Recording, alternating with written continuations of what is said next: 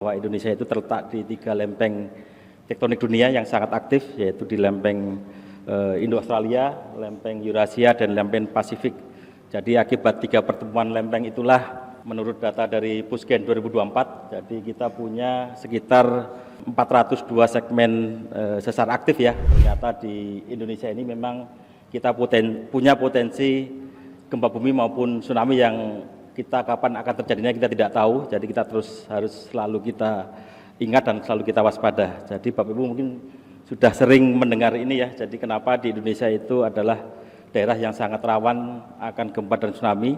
Tadi sudah disampaikan pada saat pidato Bapak Kepala BMKG, tadi juga disampaikan juga bahwa Indonesia itu terletak di 3 lempeng tektonik dunia yang sangat aktif, yaitu di lempeng Indo-Australia, lempeng Eurasia, dan lempeng Pasifik.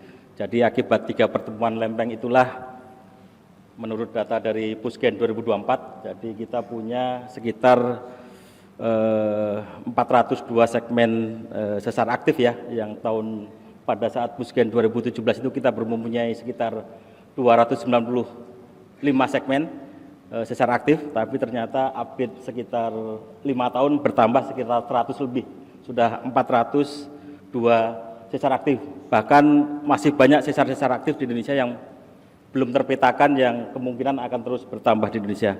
Selain itu juga kita mempunyai 14 segmen megatrust ya, segmen megatrust itu mulai dari barat Sumatera, selatan Jawa, di selatan Bali, NTT, NTB, bahkan sampai di utara Papua. Lanjut. Bapak Ibu sekalian, jadi ini adalah jenis sumber gempa bumi yang selalu mengancam di wilayah Indonesia. Jadi kita bedakan menjadi 2 sumber gempa. Yang pertama adalah sumber gempa akibat subduksi lempeng, atau kita sekarang secara kerennya kita sekarang nyebutnya zona megatrust gitu ya. Dan sebenarnya ini zona subduksi. Ini adalah gempa terjadi akibat deformasi batuan di bidang kontak antar lempeng. Jadi contohnya seperti zona-zona megatrust Aceh Andaman, zona megatrust Mentawai Siberut, dan seterusnya. Yang kedua adalah sumber gempa akibat sesar aktif yang kita sebut dengan daerah-daerah sesar aktif gitu ya. Jadi ini gempa terjadi akibat deformasi batuan di sepanjang jalur sesar. Ini contohnya seperti sesar Lembang, sesar Cimandiri, terus di Bukit Barisan itu ada sesar-sesar yang sangat aktif sekali di daerah Sumatera. Lanjut. Nah ini Bapak Ibu, ancaman atau pembangkit tsunami itu sebenarnya bukan hanya datang dari gempa bumi, ada banyak sumber-sumber yang bisa mengakibatkan tsunami itu bisa terjadi. Ini salah satu yang paling populer yang sering kita alami adalah tsunami akibat gempa tektonik, tentunya gempa yang berada di daerah zona megatrust. Kalau di Indonesia itu juga gempa bisa terjadi karena ada aktivitas longsor seperti kemarin gempa di Palu itu ya, itu sebenarnya tidak ada deformasi di bawah laut, tapi itu ada longsoran.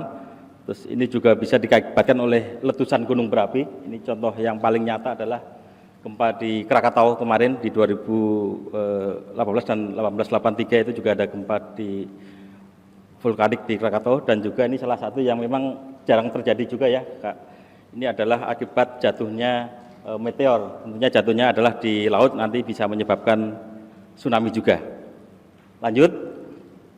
Nah ini Bapak Ibu peristiwa gempa bumi merusak di Indonesia. Jadi ini bukti nyata bahwa gempa-gempa yang terjadi di masa lampau maupun masa saat ini selalu ada kerusakan bangunan dan infrastruktur gitu ya. Ini sebagai contoh seperti gempa Majene 15 Februari 2021, gempa di Jawa Timur tahun 2021, ini di Yogyakarta ini sangat fenomenal juga tahun 2006, terus di Cianjur kemarin tahun 2022, gempa Lombok 2018, dan juga gempa di Palu. Ini jadi pertanyaan besar buat kita bersama, apakah sampai saat ini kita sudah mampu untuk memitigasi bencana gitu ya, karena memang dari dulu sampai sekarang itu setiap ada kejadian pasti ada kerusakan gitu ya. Kita lihat kalau di negara-negara maju itu sudah sedikit sekali kerusakan diakibatkan oleh gempa, tapi di Indonesia selalu ada. Bahkan terbaru-baru ini tahun 2022 baru kemarin juga selalu ada kerusakan.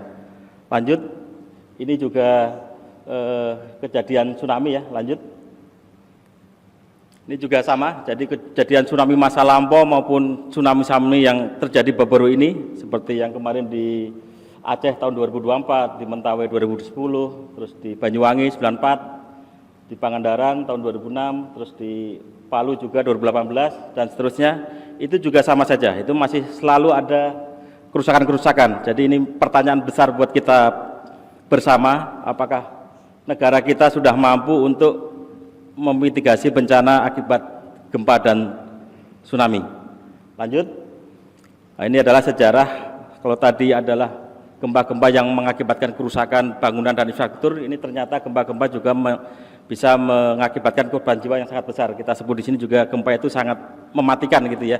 Jadi banyak sekali gempa-gempa yang bisa mengakibatkan korban jiwa yang sangat besar. Ini terbukti, ini banyak sejarahnya, mulai dari Aceh kemarin ada tsunami tahun 2004 bisa mengakibatkan korban jiwa sampai lebih dari 200.000 orang tewas, terus di gempa di Nias 2005 dan seterusnya. Ini adalah banyak sekali catatan-catatan kita bahwa gempa kita itu bukan hanya merusak bangunan dan infrastruktur, tapi juga bisa membunuh atau bisa mengakibatkan korban jiwa yang sangat besar. Ini adalah korban jiwa yang sangat signifikan, rata-rata korbannya adalah lebih dari 100 orang, bahkan bisa sampai ribuan korban meninggal.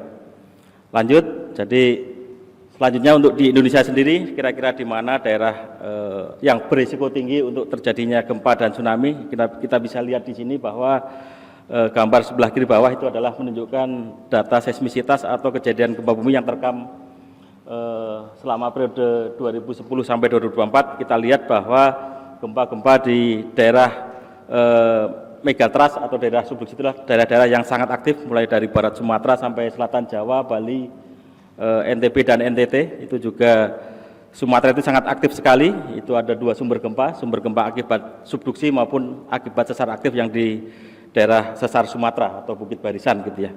Terus yang di Jawa itu juga sangat aktif. Itu di selatan itu kita ada zona subduksi, di situ sangat aktif sekali.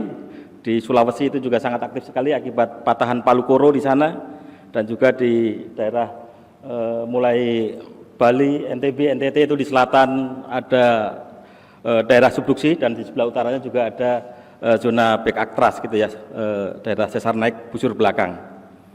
Lanjut, nah ini adalah karakteristiknya bagaimana gempa dan tsunami itu bisa merusak bangunan maupun infrastruktur gitu ya. Jadi gempa bumi itu bisa terjadi secara tiba-tiba, kapan kita tidak tahu akan terjadinya, bisa pagi, siang, sore, malam, bisa hari ini, besok maupun tahun depan kita tidak tahu.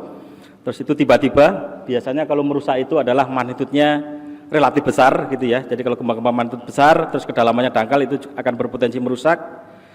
Terus biasanya durasi atau waktu kejadiannya juga relatif lama, bisa ordenya bukan hanya detik, bisa orde menit itu akan terjadi, dan juga bisa di area yang terasa itu sangat luas.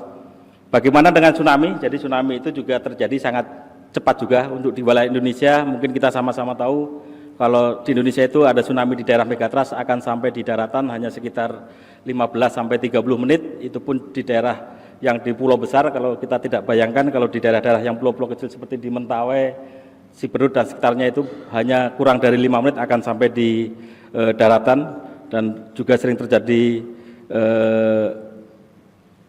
tsunami lokal gitu ya, kita sebut seperti yang di Palu kemarin itu adalah tsunami lokal.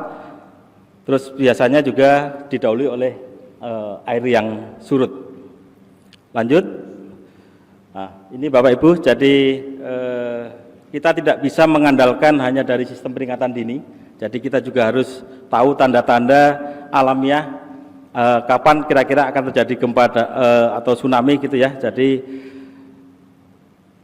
apabila nanti kita curigai bahwa gempa itu akan berpotensi tsunami, ini salah satu peringatan yang buat kita bersama. Kalau gempa terjadi tsunami itu biasanya gempanya akan berlangsung lama gitu ya, durasinya lama, dan dia gempa tersebut akan guncangan atau ayunan itu akan berlangsung lama. Jadi mau tidak mau kita tidak bisa untuk menunggu sistem peringatan dini yang dikirimkan oleh BMKG, kita harus segera melakukan evakuasi mandiri.